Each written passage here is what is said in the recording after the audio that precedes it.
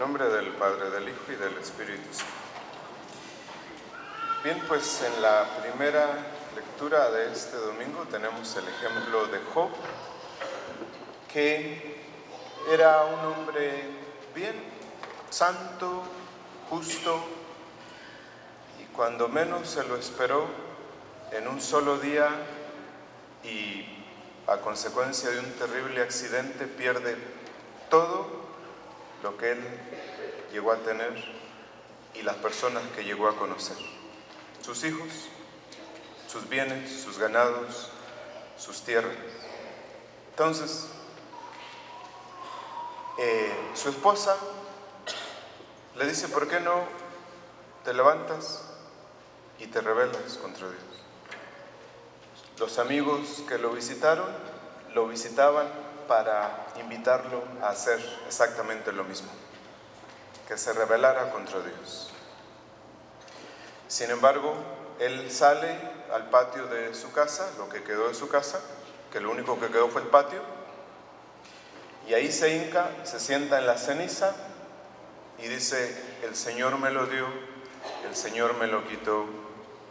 Si alabamos a Dios en los bienes o en las buenas, ¿por qué no lo vamos a alabar en el dolor? Y así, ese fue el ejemplo de Job.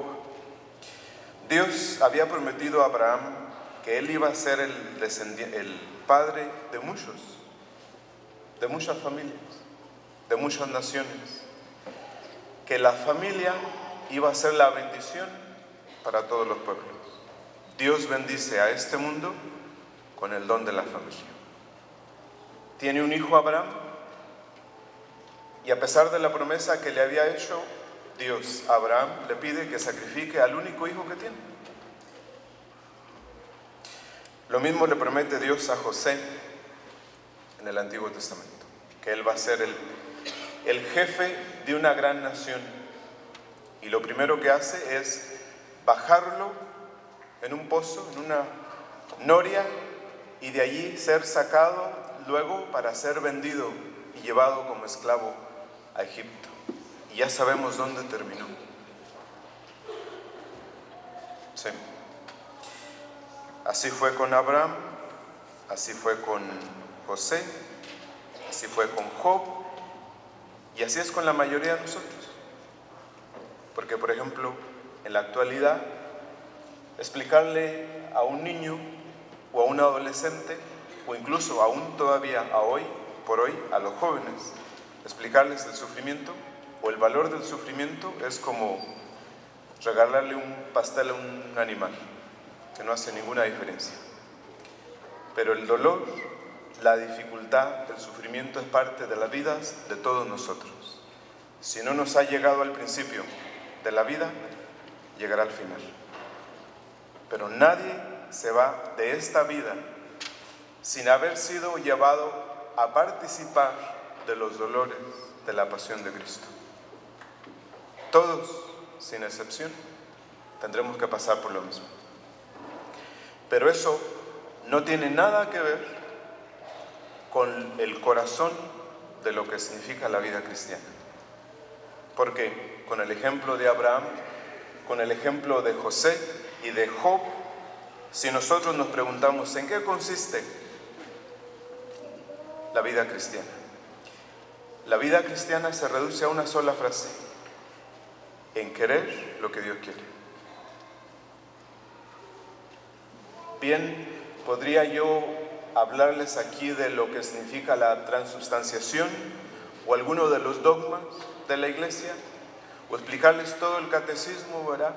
Y ustedes conocer todas esas cosas y aprendérselas de memoria, sabernos el credo de memoria y poderlo explicar. Pero en el fondo,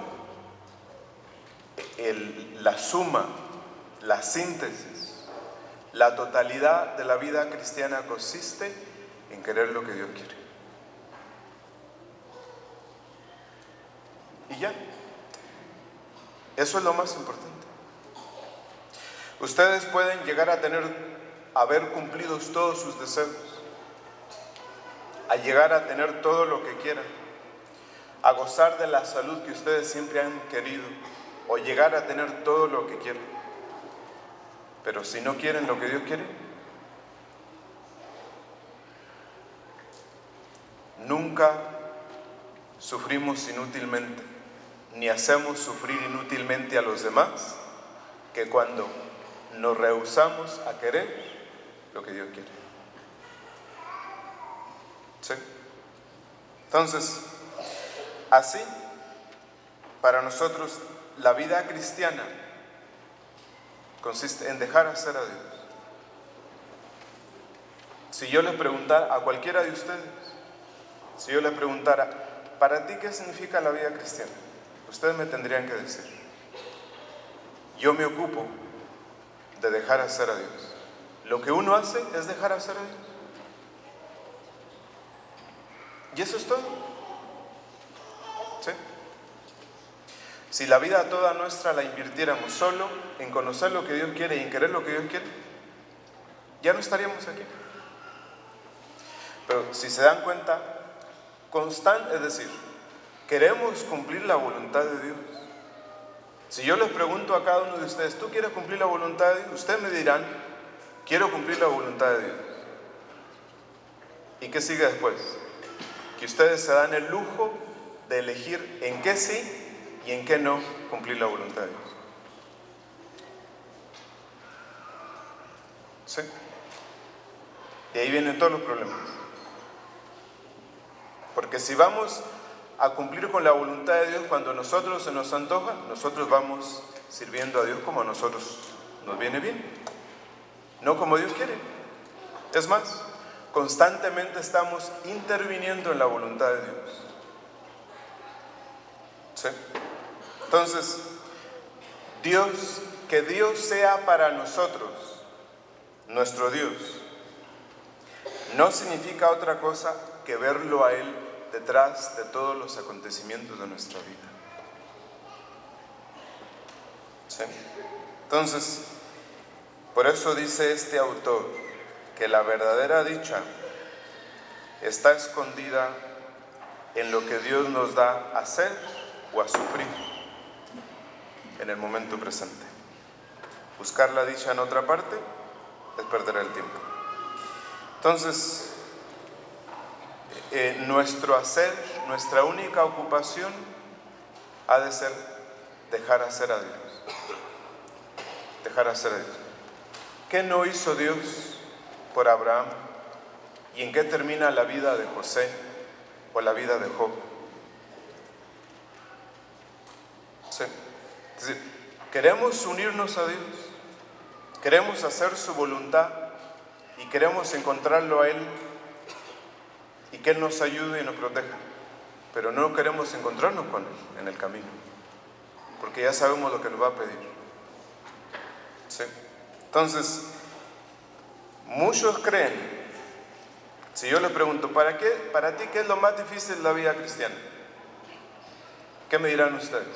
Bueno, entender lo que nos pasa, o tener que sufrir, ¿sí? O tener que dejar ciertas costumbres, ciertos hábitos, o no hacer lo que todo el mundo hace, o tener que rezar, o tener que ir a misa, o tener que confesarse. No, lo más difícil, lo heroico de la vida cristiana es querer lo que Dios quiere. Si ustedes quieren lo que Dios quiere, ustedes se salvan. Si ustedes se resisten a querer lo que Dios quiere, ustedes se pierden. Esa es la realidad. Esa es la realidad. Y imagínense, ¿cuánto tiempo de la semana ustedes la invierten haciendo y queriendo solo lo que ustedes quieren? Por ejemplo, cuando todas las cosas salen bien y uno los saluda y uno les pregunta, ¿y cómo te ha ido a ti? Pues me ha ido bien. No necesariamente. Porque si uno se la pasó toda la semana en el hospital, le fue bien. Tiene que haberle ido bien porque es la voluntad de Dios. Si uno se sacó la lotería, le fue bien también. ¿Sí? Si uno estuvo envuelto en este terrible accidente, ustedes vieron lo del accidente de China, ¿verdad? que este carro que iba por la carretera y le tocó el avión, lo mandó al hospital. ¿Le fue bien? Cuando se hace la voluntad de Dios, cuando se quiere la voluntad de Dios, nos tiene que ir bien. Nos tiene que ir bien. ¿Por qué hemos de clasificar que estamos bien cuando todo está bien? No. Entonces, pensemos hoy nosotros, ¿cuánto esfuerzo podríamos llegar a hacer para llegar a querer un día todo lo que Dios quiere? Todo lo que Dios quiere. Porque ahí está la paz. Cuánta angustia, cuánta preocupación, cuánta ansiedad